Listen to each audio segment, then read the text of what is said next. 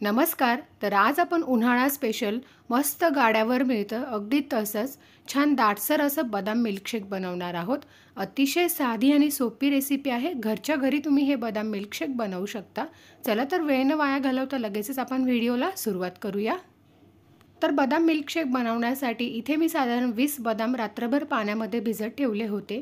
बदाम चांगले व्यवस्थित भिजलेले आहे. त्यानंतर त्यावरची सर्व साल इथे मी काढून टाकलेली आहे. आणि जर तुम्ही बदाम भिजवण्यासाठी विसरलात तर बदाम मिल्कशेक बनवण्याच्या 1 तास पूर्वी तुम्ही गरम पाण्यामध्ये हे बदाम भिजत टाका. त्याची साल लगेच निघून जाईल. त्यानंतर हे सर्व बदाम आपल्याला एका मिक्सरच्या भांड्यामध्ये घालायचे आहे आणि त्यामध्ये साधारण इथे मी 3 ते 4 चमचे थंड दूध घालते. कारण आपल्याला ह्या बदामाची एकदम बारीक अशी पावडर तयार करून घ्यायची आहे, म्हणजेच पेस्ट तयार करून घ्यायची आहे. तर थोडंसं आपल्याला दूध घालावं लागेल. नुसते बदामाची बारीक पेस्ट तयार होणार नाही. तर हे पहा, थोडंसं दूध घालून मी एकदम बारीक अशी याची पेस्ट तयार करून घेतलेली आहे. आता ही आपण साईडला ठेवून देऊ. त्यानंतर दुसरं साहित्य आहे ते म्हणजे इथे मी 2 चमचे कस्टर्ड पावडर घेतलेली आहे. व्हॅनिला फ्लेवरची इथे मी कस्टर्ड पावडर वापरलेली आहे. कुठल्याही किराणा स्टोअरमध्ये तुम्हाला इझिली ही व्हॅनिला फ्लेवरची कस्टर्ड पावडर मिळून जाईल. तर इथे मी अर्धा लिटर दुधासाठी फक्त 2 चमचे इथे मी कस्टर्ड पावडर घेतलेली आहे. तर यामध्ये आपल्याला थोडंसं थंड दूध घालायचं आहे आणि याची एक स्लरी तयार करून घेणार आहोत आपण. लक्षात ठेवा, थंडच दूध वापरायचं आहे, गरम दूध इथे वापरू नका. तर इथे मी अर्धा लिटर म्हशीचं दूध घेतलेलं आहे. जाड बुडाच्या कढईमध्ये आता आपल्याला हे दूध गरम करून घ्यायचं आहे. इथे मी फुल फॅट दूध वगैरे वापरलेलं नाही आहे. दुधावरची जी साय आलेली होती ती काढून टाकलेली आहे. तर हे दूध आता आपण चांगलं उकळून घेणार आहोत. तर इथे मी साधारण 10 ते 12 केसरचे धागे यामध्ये घातलेले आहे, जेणेकरून आपल्या बदाम मिल्कशेकला छान मस्त असं एक फ्लेवर येईल आणि कलर देखील अगदी सुंदर येतो. त्यानंतर आपण जी बदामाची पेस्ट तयार करून घेतली होती ती सर्व पेस्ट यामध्ये घालायची आहे. तर मिक्सरच्या भांड्याला थोडंसं मिश्रण लागलेलं आहे, त्यामध्ये मी थोडंसं दूध घालते आणि पुन्हा एकदा व्यवस्थित असं मिक्स करून यामध्ये काढून घेऊ. आता दूध आपण चांगलं उकळून घेणार आहोत.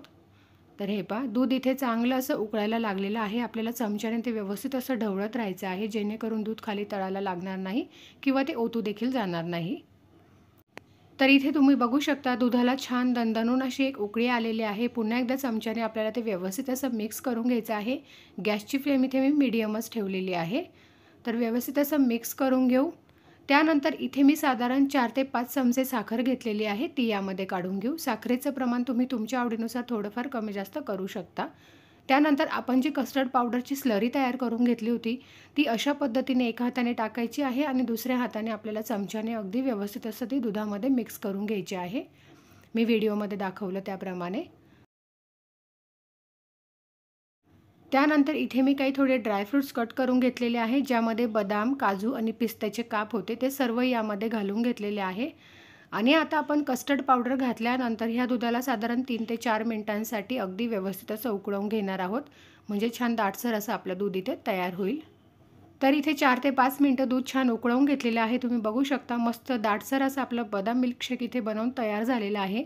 यापेक्षा जास्त घट्टसर करायचं नाही, कारण हे पूर्ण थंड झाल्यानंतर अजून ते थोडं जास्त घट्ट होत जातं. त्यामुळे आता ह्या स्टेजला आपण गॅस बंद करू आणि याला पूर्णपणे आपण थंड करून घेऊ. तर तयार झालेला मिल्कशेक मी साधारण 1 ते 1.5 तास फ्रीजमध्ये थंड करायला ठेवलेला होता. थंड झाल्यानंतर तुम्ही मस्त असा तो सर्व करू शकता आणि एन्जॉय करू शकता. तर तुम्हीसुद्धा अशा पद्धतीने हा बदाम मिल्कशेक घरी नक्की ट्राय करून बघा. आणि आय होप तुम्हाला माझा आजचा व्हिडिओ आवडला असेल तर लाईक करा आणि अशाच नवनवीन रेसिपी पाहण्यासाठी चॅनलला सबस्क्राईब करा. तोपर्यंत बाय बाय.